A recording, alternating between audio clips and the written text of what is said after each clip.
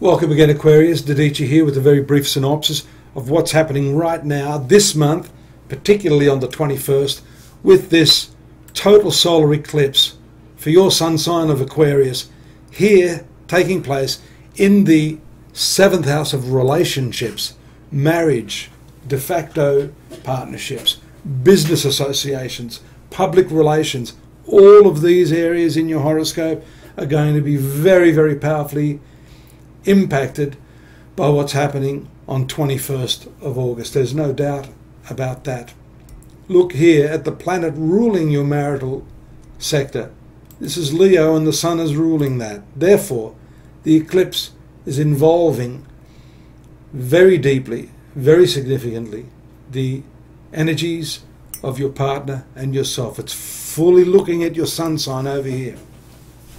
The moon is the 6th lord, which is unfortunately a planet of health and disease and debt and problems, and that combined with the planet ruling your, or the sun rather, which rules your relationships, there can be some, on the mundane level, some issues surrounding the health or the finances or just the general well-being of your partners in any of those categories that I just mentioned. The cutting off of the light of that eclipse is significant in that it gives you the opportunity to reboot, if I could put it that way, to recalibrate your relationships.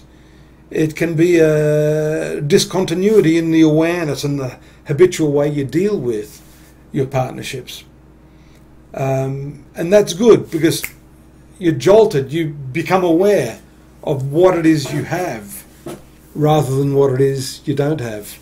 And as I've said on many occasions, happiness is most reliant upon getting rid of what you haven't got, especially in your relationships. I'm going to let that sink in a little bit. Want me to say it again? Get rid of what you haven't got. I'm not going to explain it. Go away and think about that. That's like the sound of one hand clapping. I actually worked that one out years ago. Didn't you figure that out? So that's the focus of this eclipse for you. We see your ruling planets, Uranus here, ruling Aquarius, and Saturn, the old ruler of your sun sign, both here producing a trine aspect. 7th house, trining Saturn in your 11th house of friendships, social activities, and here Uranus trining from this 3rd house of communications, from concepts and ideas. So there's perfect opportunities here for you to break the back of any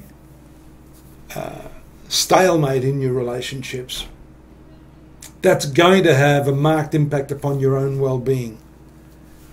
It has to have an impact upon your well-being.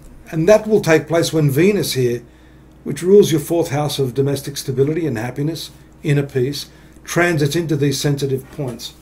That'll be over the next month or two. And you will see, depending upon how you approach your relationships, this transit, and the eclipses do need the faster moving planets to trigger them. This here, Venus, is the next fastest moving planet. That'll then be followed by Mars. Or maybe Mars, both of them around the same time, will be transiting here into this sensitive point of the 7th house of relationships. So it's all about focus on your relationships. Talk, as shown here by the triangular aspect.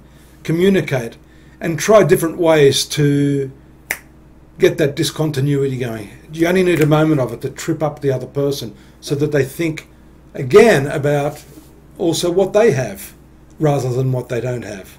So remember, get rid of what you haven't got and focus on that important meditation under the eclipse of 21st of August.